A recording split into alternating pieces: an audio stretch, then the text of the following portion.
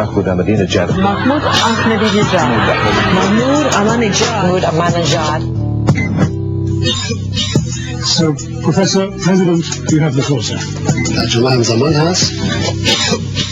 خانم ها و آقایان، قصد دارم در فضای پر التهاب کنونی به برخی چالش های مهم، موضوعات مهم اشاره کنم، پیشنهادات خود را ارائه کنم. موضوع ما کاملا روشن است.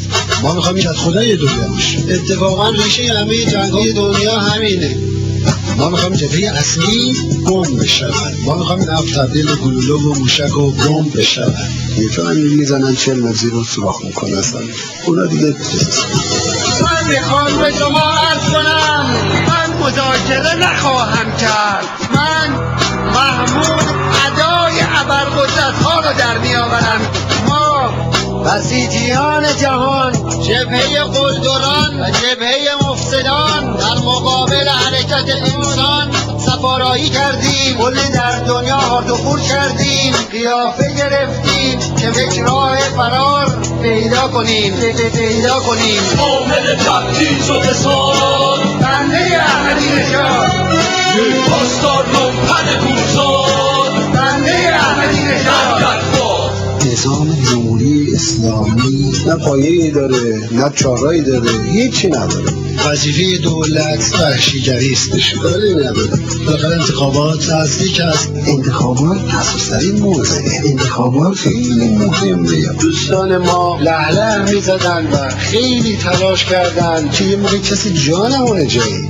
این وری اون وری وسطی بالایی پایین چرا شرکت نمی‌کنه یه نفر؟ انتخاب تغییر شده پشت درهای بسته انتخاب واقعی است. معمولاً مال غربی‌هاست.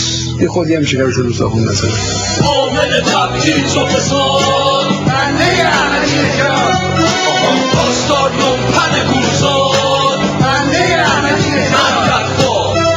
شما می‌دانید که امام وسط جمعیت داشت له می‌شد.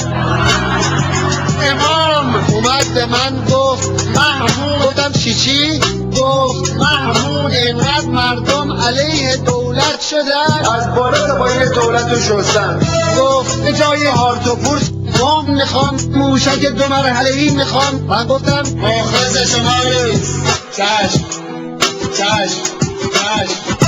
آقا ما یه ابرقدرتی هستیم، یه چیزی هستیم، رنگ و دندانی نشان میدیم، کسی هستیم. همین خود بنده یعنی یک جرثومه سیاه و کثیف مثل یک کیوان درنده. بنده احمدینژاد با کسی دست نخواهم داد. عامل تبدیل شده سال بنده احمدینژاد، پاسدار لومپن گورزاد، بنده احمدینژاد. در پایان قصد دارم اشاره کنم که فروپاشی ما نزدیک است، حسابی هم هست، جدیتر از جدی هم هست. اما من دلم چیز نصفه، واقعا راضی نیستم از این اقدام.